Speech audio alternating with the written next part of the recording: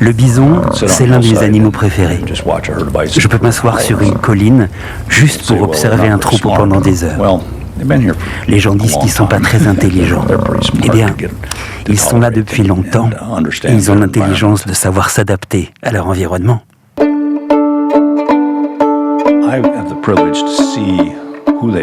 J'ai eu le privilège de découvrir qui ils sont vraiment. Et si je réussis à le montrer à travers mes photos, peut-être que ça donnera aux gens envie de commencer à respecter ces animaux. Sur la piste du bison, le podcast qui vous emmène en immersion au cœur des derniers sanctuaires sauvages de l'Ouest américain. Dans cet épisode, je vous invite à partager un moment exceptionnel en compagnie de Tom Murphy, une légende de la photographie animalière. Je suis Sylvie Brieux, journaliste et autrice de L'âme de l'Amérique. Depuis une dizaine d'années, je vis plusieurs mois par an dans le Montana. C'est là qu'un jour, j'ai rencontré un bison qui a bouleversé ma vie. Depuis, j'enquête sur ses traces, en allant à la rencontre de celles et ceux qui le connaissent le mieux. Il y a 40 ans, Tom Murphy devenait le premier photographe accrédité par le parc de Yellowstone. Et c'est grâce à son immense travail photographique que nous comprenons mieux la faune de cet endroit mythique. Avec Tom, on se rencontre dans son studio dans le Montana, à Livingstone plus précisément, dans cette petite communauté littéraire qui m'a adoptée. Parmi ces images les plus marquantes, il y a ce gros plan d'une femelle bison debout dans la neige près d'un geyser au cœur de l'hiver. Ce qui me frappe le plus chez cet artiste scientifique de formation, c'est sa connaissance intime et son respect absolu des animaux qu'il photographie. Alors, lorsqu'il me propose de l'accompagner dans l'une de ses expéditions, je n'hésite pas une seconde. Avec une infinie gratitude, j'embarque à bord de son véhicule. Direction l'endroit où tout a commencé, l'endroit où mon regard a croisé celui d'un bison.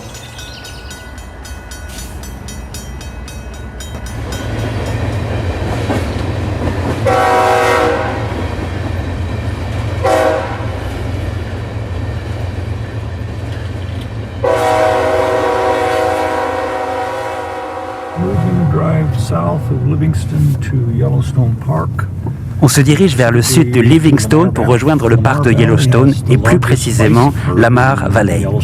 Lamar Valley abrite le plus grand troupeau de bisons du parc. C'est le début de la saison du rut. C'est donc un bon endroit pour les écouter. Il est 4 heures du matin. La voix de Tom est encore voilée par le sommeil, mais l'enthousiasme et le ronflement du moteur le maintiennent en éveil. À plus de 60 ans, Tom Murphy a gardé cette capacité rare à s'émerveiller du monde du vivant. Enfant, il parcourait déjà le Yellowstone avec ses parents, éleveurs de vaches dans le Dakota du Sud. Depuis les années 70, il a passé des milliers d'heures immergé dans ce paysage, à l'étudier, à le photographier, à s'en imprégner. Un engagement total qui l'a incité à traverser le parc, seul, en plein hiver, par moins 35 degrés. Yellowstone, in winter. A breathtaking world in white. Son odyssée hors du commun a attiré l'attention de PBS. La chaîne publique américaine a réalisé un documentaire sur ses exploits.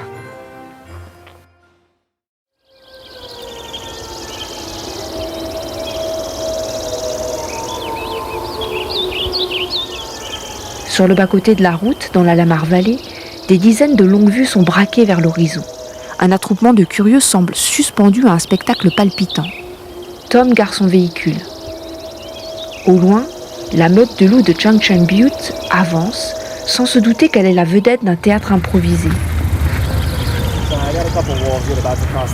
Puis, soudain, la foule s'écarte. Un petit homme coiffé d'une casquette apparaît.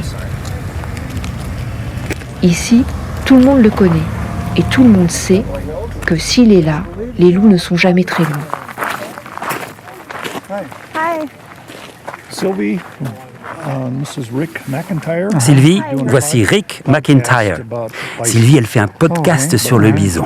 Mais on s'est laissé distraire par les loups. Et elle voulait te rencontrer parce que je lui ai dit que tu étais l'un des experts mondiaux du loup. Eh bien, nous avons une carcasse de bison un peu plus loin sur la route. Et ces loups s'en nourrissent. La matriarche de cette famille est la plus vieille louve du parc. On l'appelle 907. Elle a 10 ans. Ça correspond à peu près à l'âge d'une femme de 73 ans. Ses parents ont fondé cette meute. Elle a beaucoup de fils et de filles adultes dans la meute. Et pour l'instant, c'est une femelle plus jeune qui domine. La louve âgée semble toutefois avoir une relation privilégiée avec le mâle alpha. Il la soutient beaucoup. L'autre jour, lorsque la femelle plus jeune l'a attaquée, le mâle alpha est intervenu pour la défendre. Il l'a protégée contre sa rivale.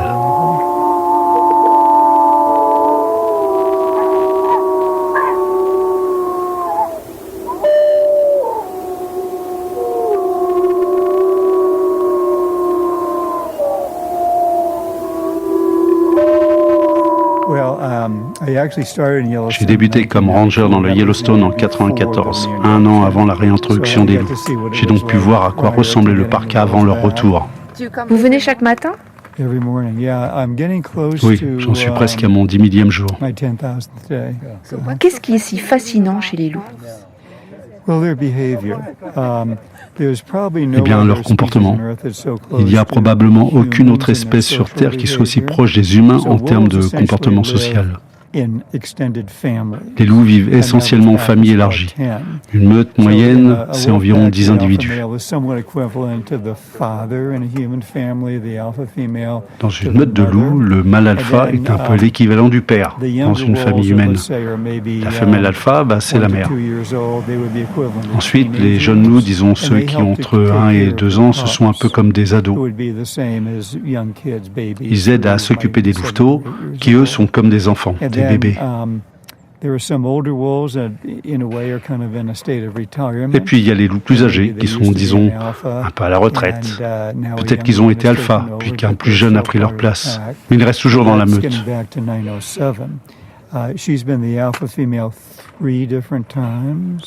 Ça, c'est un peu le cas de 907. Elle était la femelle alpha 3 fois. Et maintenant, elle est un peu à la retraite. Souvent, surtout chez les femelles, la plupart des drames et des conflits se passent entre sœurs. Tu as une sœur ? Non, donc pas de drame. Moi, j'ai 5 sœurs. On pourrait rester là des heures à observer, contempler, laisser le paysage nous happer. Mais aujourd'hui, on a une mission bien précise. Recueillir un son puissant, presque tellurique, celui des bisons en rue. Ce petit ruisseau s'appelle Soda Butte Creek. C'est l'un des principaux affluents de la Lamar. Là, de l'autre côté de ce petit cours d'eau, on aperçoit un magnifique troupeau de bisonnes avec leurs petits et de jeunes mâles. On entend aussi, en arrière-plan, les gros mâles qui commencent à arriver ici au tout début de la saison du rut.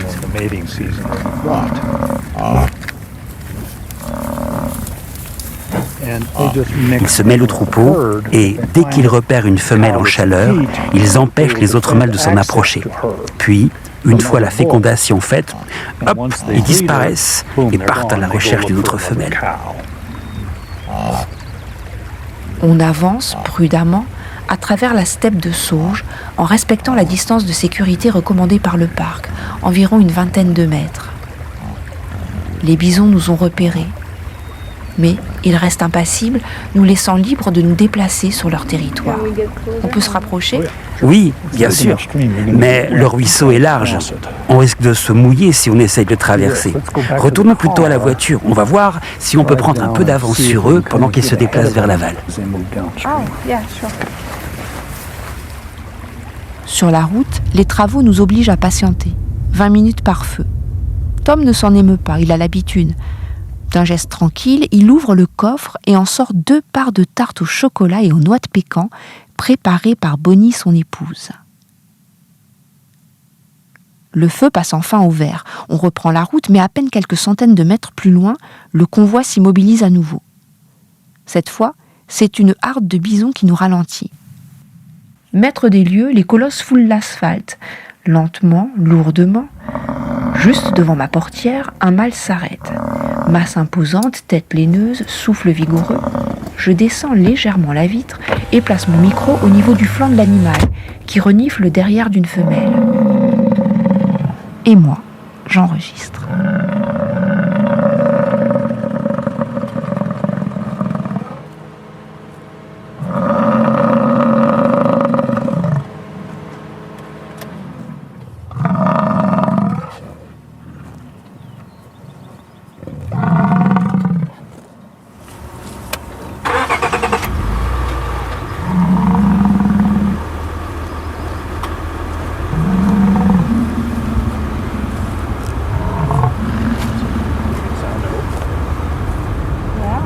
That guy was probably about a 12 to 15-year-old mature. Alors, ce mâle-là, il devait avoir entre 12 et 15 ans. C'était un vieux bison.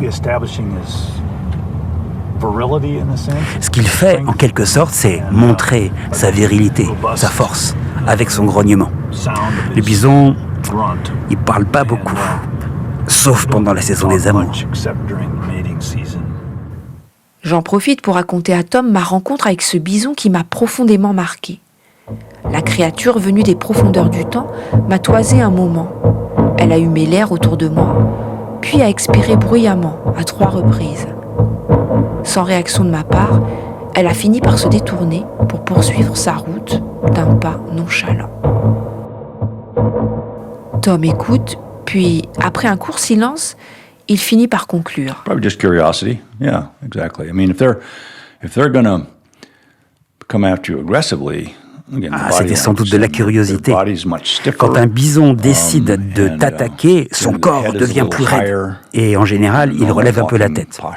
Sans être sur place, je ne pourrais pas te répondre avec certitude. Mais quand ils chargent, ils le font très vite. Tu t'es déjà senti menacé par un bison ? Non, je ne me suis jamais senti menacé. Les bisons ne sont pas agressifs. Si tu respectes leur territoire, ils te laisseront te balader dans leur espace. Mais il y a des comportements auxquels il faut faire attention. J'ai grandi dans un ranch et j'ai reçu des coups de sabot de vache un peu vindicatifs, juste en essayant d'apprendre à vivre avec elles. Certaines personnes pensent que les animaux peuvent lire dans nos pensées. Moi, je ne crois pas. Je ne peux pas deviner ce qu'ils pensent, mais je sais interpréter leur langage corporel. Ça inquiète beaucoup les rangers du parc parce que les gens font parfois des choses vraiment stupides. Presque toujours, les bisons qui chargent les touristes sont des mâles, de gros mâles. Un grand classique, c'est un bison allongé, en train de ruminer tranquillement, et quelqu'un veut une photo de lui debout. Il y a déjà eu plusieurs cas où une personne s'approche et donne un coup de pied dans le ventre du bison. Le bison se lève et l'envoie valser en l'air. Ils n'en ont pas après toi. Mais si tu te comportes comme un idiot, ils essaieront de t'encorner. Et franchement, je ferais la même chose si j'étais un bison. Est-ce que tu as appris des leçons de la nature ? La première chose que j'ai apprise, c'est que je ne suis qu'une toute petite chose insignifiante de cet endroit. Je trouve que c'est libérateur, puissant. Je ne suis pas vraiment important ici, mais ce que je peux faire, c'est montrer à quel point la nature est essentielle.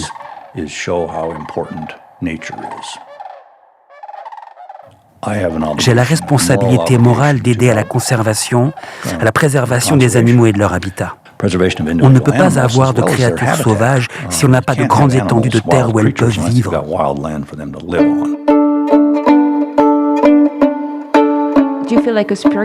Est-ce que tu ressens un lien spirituel avec la nature ?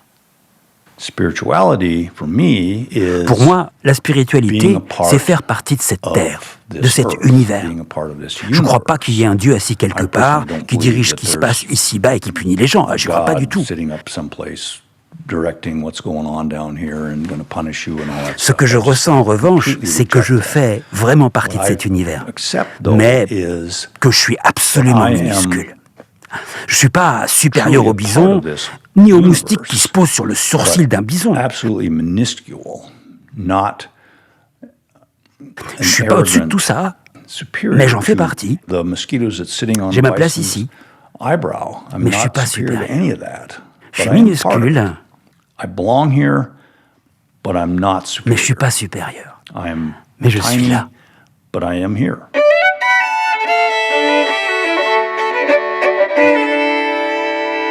Vous écoutez Sur la piste du bison, un podcast produit en partenariat avec Quand s'élèvent nos voix et avec le soutien de Dominique Foin et de la Société civile des auteurs multimédia. Un grand merci à Tom Murphy pour son témoignage rare, à Laurent Broisin pour le doublage de la voix de Tom Murphy, à Alexandre Seron pour le doublage de la voix de Rick McIntyre, à Scott McMillan, éditeur du Montana Quarterly, à Daniel John Martin pour la musique originale et à Laurent Pénisson pour le mixage. Si vous avez aimé cet épisode, merci de vous abonner pour ne rien manquer des prochaines aventures. À très vite.